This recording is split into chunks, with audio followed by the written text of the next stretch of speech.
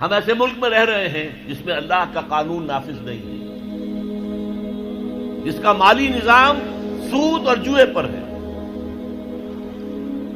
ہم اس کو بدل نہیں سکتے. کیا کریں؟ کہاں جائیں؟ کس طرف جاؤں؟ کسے دیکھوں؟ کسے آواز دوں؟ اے ہجوم نامرادی، دل بہت گھبرائے ہیں. کہاں جاؤں؟ دنیا میں ایک انچ نہیں ہے، کوئی ملک نہیں ہے جہاں اے اللہ تیرا دین قائم ہو. جائیں تو کہاں جائیں؟ دیکھیے ہماری بندگی جزوی ہے. نمازیں ہم پڑھ رہے ہیں، روزے ہم رکھ رہے ہیں، مسجدیں عالی شان بنائی ہیں، مدرسے بھی بہت بڑے بڑے بن گئے ہیں، واقعی اندر اس میں کوئی شک نہیں. لیکن سوال یہ ہے کہ اوپر جو چھت ہے وہ تو کافرانہ ہے. قانون تو اللہ کا نہیں ہے، کتاب و سنت کے احکام تو نافذ نہیں ہے. ہاں نماز ہے، روزہ ہے، حج ہے، زکوٰۃ ہے. تو نماز اور روزہ تو ہندوستان میں بھی ہو رہا ہے.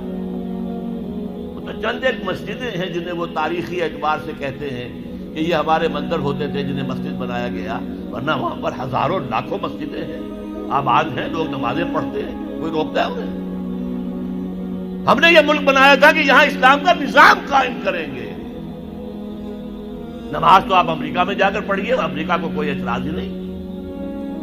لیکن تم کہو کہ اسلام کا نظام ہم قائم کریں گے، نہیں کرنے دیں گے تمہیں کبھی بھی. تم چاہو کہ تم اسلام کا معاشی نظام قائم کرو، کبھی اجازت نہیں دیں گے. تم چاہو کہ اسلام کی معاشرتی اقدار کو تم قائم کرو، کبھی نہیں کرنے دیں گے. یہ ہے اس وقت جو ہمارے ساتھ پیش آ رہا ہے معاملہ. پورا مغرب اس پر اڑا ہوا ہے.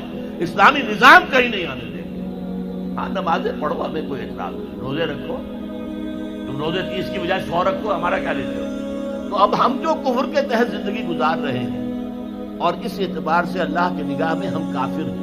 لیکن سوال یہ ہے کہ جائیں تو کہاں جائیں، کریں تو کیا کریں؟ نظام کفر کا ہے. قرآن کہتا ہے وَمَن لَّمْ يَحْكُم بِمَا أَنزَلَ اللَّهُ فَأُولَٰئِكَ هُمُ الْكَافِرُونَ. جو لوگ قرآن کی، اللہ کی اتاری ہوئی شریعت کے مطابق فیصلے نہیں کرتے وہی تو کافر ہے. اور کافر کسے کہتے ہیں؟ اقبال نے کہا نا، بتوں سے تجھ کو امید ہے، خدا سے نو امیدی، مجھے بتا تو صحیح اور کافری کیا ہے؟ تمہاری ساری امیدیں امریکہ کے ساتھ وابستہ ہیں. وہ مسئلہ طے کرا دے، وہ یہ کرا دے، وہ کرا دے. وہ معاملہ ہمارا، وہی تو سب سے بڑا چور وہی ہے، سب سے بڑا ڈاکو وہی ہے، سب سے بڑا اسلام کا مخالف وہی ہے، اور اسی کے پاس ہم جاتے ہیں. قرآن کا فتویٰ تو یہ کہ تم کافر ہو. ہاں انفرادی طور پر تم مسلمان ہو، اجتماعی طور پر قومی سطح پر تم کافر ہو. وَمَن لَّمْ يَحْكُم بِمَا أَنزَلَ اللَّهُ فَأُولَٰئِكَ هُمُ الْكَافِرُونَ. یہ چھٹا، یہ 7واں رکوع ہے سورہ مائدہ کا. اور پھر فرمایا وَمَن لَّمْ يَحْكُم بِمَا أَنزَلَ اللَّهُ فَأُولَٰئِكَ هُمُ الظَّالِمُونَ. جو اللہ کے اتارے ہوئے قانون کے مطابق فیصلے نہیں کرتے وہی تو مشرک ہیں. اللہ کے حکم کو چھوڑ کے کسی اور کے حکم پر فیصلہ کر رہے ہو، اس سے بڑا شرک کیا ہوگا؟ اور تیسری مرتبہ فرمایا وَمَن لَّمْ يَحْكُم بِمَا أَنزَلَ اللَّهُ فَأُولَٰئِكَ هُمُ الْفَاسِقُونَ. وہی تو فاسق ہیں، فاجر ہیں، وہی تو سرکش ہیں، وہی تو باغی ہیں، وہی تو غدار ہیں اللہ کے، جو اللہ کی شریعت کے مطابق فیصلے نہیں کرتے. اب ان 3 آیتوں کے ضرور سے سمجھ لیجیے ہم کہاں کھڑے ہیں، کیا کر رہے ہیں. دیکھیے میں آپ کو ایک مثال دیتا ہوں. ہماری آبادی کا میں سمجھتا ہوں اکثریت تو وہ ہے جو نماز روزے کے لیے پابند نہیں ہے. ان چیزوں کا چرچا شہروں میں زیادہ، دیہات میں بہت کم رہ گیا، بہت کم، بہت کم. اور ہماری 70% آبادی دیہات کے اندر ہے. اچھا جو نمازیں پڑھتے روزے رکھتے ہیں، خاص طور پر شہروں کے کاروباری لوگ، وہ بلیک مارکیٹنگ بھی کرتے ہیں، وہ حسابات بھی غلط دیتے ہیں، جھوٹ بولتے ہیں، جھوٹ یا حلف اٹھاتے ہیں کہ یہ حساب ہم حلفیہ میں کہہ رہا ہوں یہ حساب صحیح ہے، جبکہ حساب غلط ہے. سودی کاروبار کرتے ہیں، اپنے کاروبار کو بڑھانے کے لیے سود کا قرضہ لیا ہے، سودی قرضہ لیا بینک سے. اپنی بلڈنگ بنانے کے لیے بہت بڑی قرضہ لیا ہے بینک سے. تو ان کی عبادت کیا ہوئی؟ وہ اس آیت کے ذیل میں آ گئے کہ نہیں؟ افتؤمنون ببعض الکتاب وتکفرون ببعض فما جزاء من يفعل ذلك منكم الا خزي في الحياة الدنيا ويوم القيامة يردون الى اشد العذاب وما الله بغافل عما تعملون.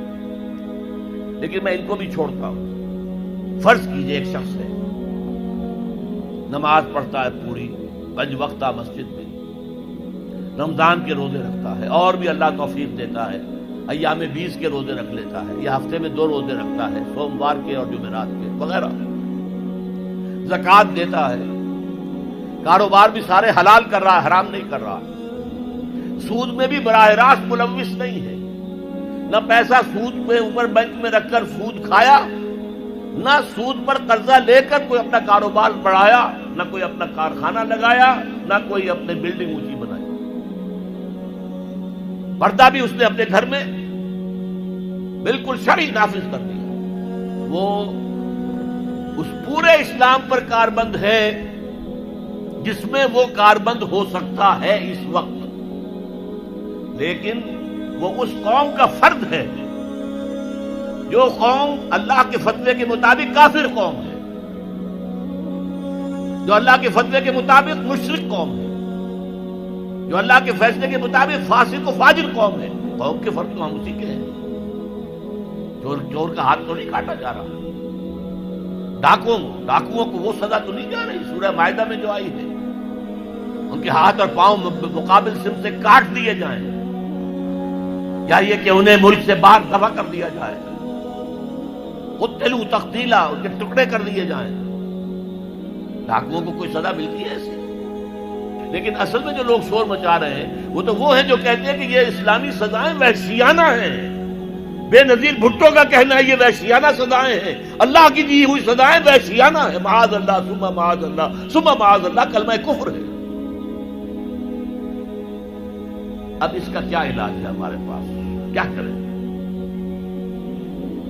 میری بات کو توجہ سے سنیے، اس نظام باطل کو ذہناً تسلیم مت کرو، اس نظام باطل کی خدمت مت کرو، don't reconcile with it, don't serve it, don't support it. اس نظام کے تحت پھلنے پھولنے دولت مند بننے کی کوشش مت کرو،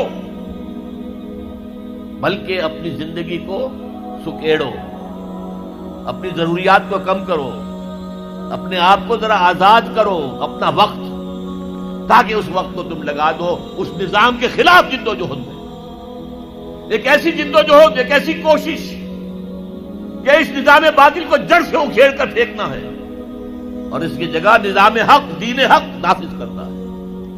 یہ جدوجہد اگر کرو گے، تن من دھن لگاؤ گے، تو یہ کفارہ ہو جائے گا کہ تم کافرانہ ملک میں رہ رہے تھے، جس کا نظام کافرانہ تھا۔ تم چاہے اپنے آپ کو مسلمان سمجھتے تھے، لیکن نظام کافرانہ تھا جس کے تحت تم زندگی گزار رہے تھے۔ ہاں، اگر یہ کرو، اے اللہ میں نے اس نظام کو ذہناً تسلیم نہیں کیا، اے اللہ میں نے اس کی خدمت نہیں کی، میں نے اسے سپورٹ نہیں کیا، اے اللہ میں نے اس کے درمیان اس کے نیچے رہتے ہوئے عیش کرنے کی کوشش نہیں کی، اے اللہ بلکہ میں نے کم سے کم اپنی ضروریات کر کے وقت نکالا اور اس کے خلاف جدوجہد کی، اس نظام کو اکھاڑ کر پھینکنے کے لیے کوشش کی، اور تیرا نظام لانے کی جدوجہد کی۔ لا نہیں سکے تو اے اللہ ہم کیا کریں؟ ہمارے اختیار میں تو نہیں ہے، وہ آئے گا تو اسی وقت جب تیری مرضی ہوگی، تیرا منشا ہوگا، لیکن ہم نے اپنی زندگی لگا دی۔ اگر تو یہ ہے تو کفارہ ہو گیا، اللہ کے عذاب سے آپ بچ جائیں گے۔ اگر یہ نہیں کہہ سکتے، آپ تو بھر اپنے باطل نظام میں رہ رہے ہیں، عیش کر رہے ہیں، اور آپ پھیلنے پھلنے پھولنے کی کوششیں کر رہے ہیں، اور زیادہ عیش مل جائے، اور زیادہ آسائشیں مل جائے، بڑا مکان بنا لوں، اور بڑا محل بنا لوں، اور بڑی حویلی بنا لوں، اور کاروبار پھیلا لوں، 1 مل تھا 2 بن جائیں، 2 کے 3 ہو جائیں۔ اگر اس چکر میں آپ رہے اس نظام باطل کے تحت، تو آپ اسی کے ایبیٹر ہیں، آپ اسی کے مؤید ہیں، آپ اس کے سپورٹر ہیں، اور آپ بھی اتنے ہی بڑے مجرم ہیں جتنا بڑا یہ نظام مجرم۔